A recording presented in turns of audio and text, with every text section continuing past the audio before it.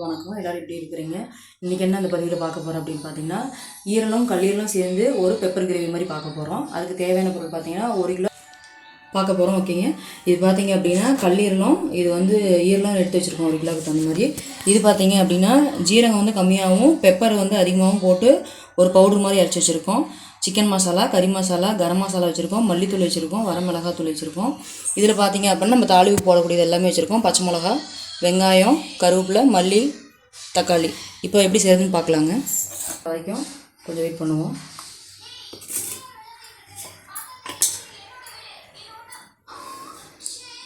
சூடாயிடுச்சுங்க. இப்போ நம்ம ஆயில் கொஞ்சம் ஊற்றிக்கலாம். இது சுத்தமான கடலை எண்ணெய்ங்க, செக்கு எண்ணெய்.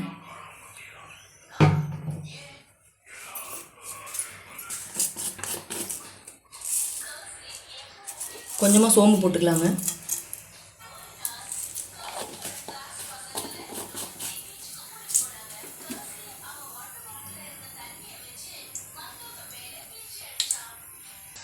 இப்போ சோம்பு கொஞ்சம் நல்லா பொரிஞ்சு வந்துருச்சு. வெங்காயம் போட்டுக்கலாம்.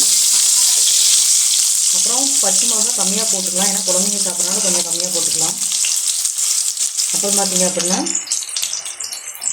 தக்காளியும் போட்டுக்கலாம். கொஞ்சமாக கருவேப்பிலை போட்டுக்கலாம்.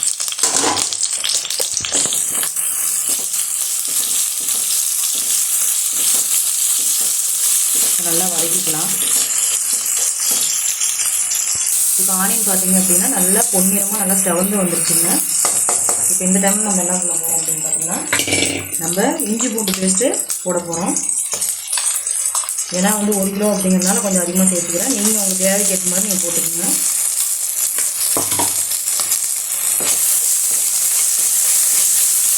இஞ்சி பூண்டு பேஸ்ட்டு நல்லா வாசனை வர வரைக்கும் கொஞ்சம் நல்லா ஓரளவுக்கு ஃப்ரை ஆகிற வரைக்கும் வதக்கிடுங்க. இல்லைன்னா பச்சை வாசனை வரும், நல்லா இருக்காது.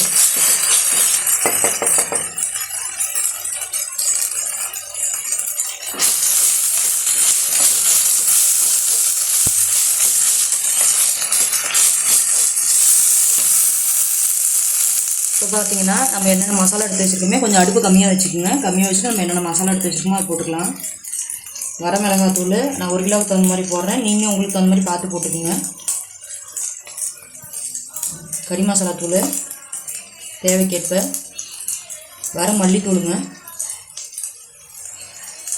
கொஞ்சம் கரம் மசாலா வந்து கொஞ்சமாக தாங்க போடணும். இப்போ பார்த்தீங்கன்னா சிக்கன் மசாலா கொஞ்சம் போட்டுக்கலாம்.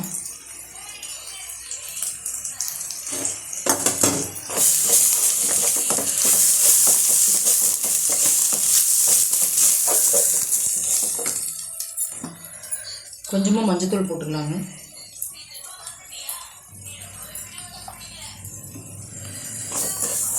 நல்லா ட்ரை ஆயிடுச்சு. இப்போ பார்த்தீங்கன்னா இந்த ஈரலை நம்ம போட போகிறோம்.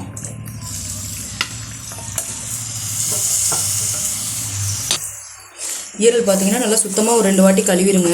ஏன்னா இது கொஞ்சம் கவுச்சடிக்கும். ஞாயிற்றுக்கிழமை மட்டும்தான் நமக்கு வந்து கொஞ்சம் ஓரளவுக்கு ஃப்ரெஷ்ஷாக கிடைக்கும். மற்ற நாள் எல்லாமே ஃப்ரிட்ஜில் ஸ்டோர் பண்ணி தான் வச்சு கொடுப்பாங்க. அதனால் ஒரு 2 வாட்டி கழுவிக்கிறது ரொம்ப நல்லது. ஒரு சிலருக்கு இந்த கறி பச்சை வாசனை பிடிக்காது. அது கொஞ்சம் 2-3 வாட்டி கழுவிட்டிங்கன்னா கொஞ்சம் நல்லாயிருக்கும். கழுவுறப்போ கொஞ்சம் உப்பும் மஞ்சத்தூளும் போட்டு கழுவிக்கிங்க.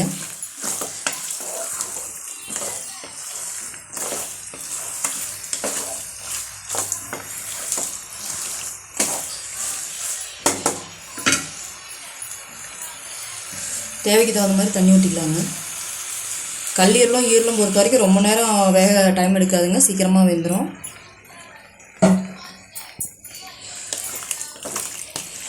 இப்போ கொஞ்சம் நல்லா வேகட்டுங்க. வெந்ததுக்கப்புறம் நம்ம மறுபடியும் பார்ப்போம். ஒரு 10 நிமிஷம் வேகட்டுங்க.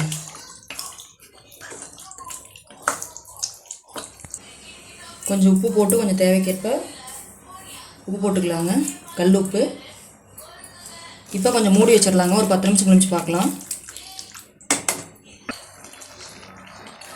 இது ஒரு 5 நிமிஷம் கொதிச்சிருச்சுங்க. கொதிச்சதுக்கப்புறம் நம்ம வந்து வீட்டில் நம்ம சிக்கன் குழம்புக்கு நம்ம ரெடி பண்ணுறோம் இல்லைங்களா, அந்த மசாலா சாந்தலாம், இந்த வெங்காயம், தக்காளி, தேங்காய் இதெல்லாம் போட்டு பட்டா சோம்பெலாம் போட்டு ரெடி பண்ணுறோம் இல்லைங்களா, அதில் வந்து கொஞ்சமாக எடுத்து வச்சு நம்ம ஊற்றினோம் அப்படின்னா இன்னும் கொஞ்சம் டேஸ்ட்டு வந்து கூடுதலாக இருக்கும். அதை கொஞ்சம் நான் இப்போ ஆட் பண்ணுறேன்.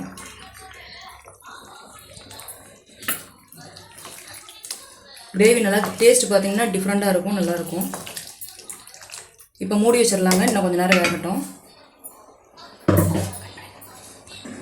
ஓகேங்க, இப்போ 15 நிமிஷம் நல்லா வெந்துருச்சு பாருங்கள். தண்ணியும் பார்த்தீங்கன்னா நல்லா ட்ரையாகவே ஆயிடுச்சு. இப்போ இப்படி இருக்கும் நமக்கு. ஏன்னா இன்னும் ரொம்ப தண்ணி சுண்டுனாலும் கொஞ்சம் ஒரு மாதிரி நல்லா இருக்காது, ரொம்ப ட்ரையாக இருக்கும், குழந்தைங்க சாப்பிட முடியாது. அது உங்களுக்கு எப்படி தகுந்த மாதிரி நீங்கள் பண்ணிக்க. எங்களுக்கு எப்படி இருந்தால் தான் பிடிக்கும். நம்ம அடுத்து என்ன பண்ண போகிறோம்னு பார்த்தீங்கன்னா, பெப்பரும் அந்த முக்கால்வாசி மிளகும் கொஞ்சமாக நம்ம வந்து சீரகமும் போட்டுருக்கோம் இல்லைங்களா, அதை நம்ம காரத்துக்கு தகுந்த மாதிரி நம்ம சேர்த்துக்கலாம். நான் 1 கிலோங்கிறதுனால கொஞ்சம் அதிகமாக போட்டிருக்கேன். உங்கள் தேவைக்கு எப்படியோ நீங்கள் அப்படி போட்டுருங்க.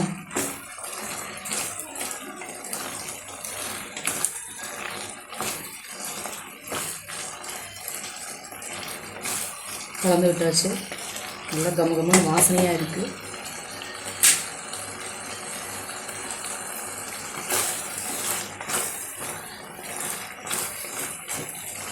பாருங்கள், இப்போ நல்லாவே ட்ரை ஆயிடுச்சு. ஓரளவுக்கு நல்லாவே சூப்பராக வந்துருச்சு.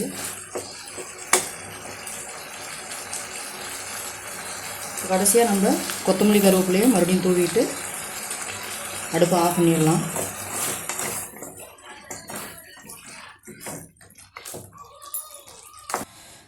இப்போ எடுத்து வச்சாச்சுங்க. இப்போ எல்லாமே நீட்டாக எல்லா வேலையுமே முடிஞ்சிருங்க. இப்போ வந்து நம்ம பாருங்கள் நீட்டாக இருக்குது. இப்போ நம்ம சாப்பிட்டு பார்க்கலாம். நல்லாவே எனக்கு இப்போ நம்ம டேஸ்ட் பண்ணி பார்த்துடலாம். சுடுதுங்க.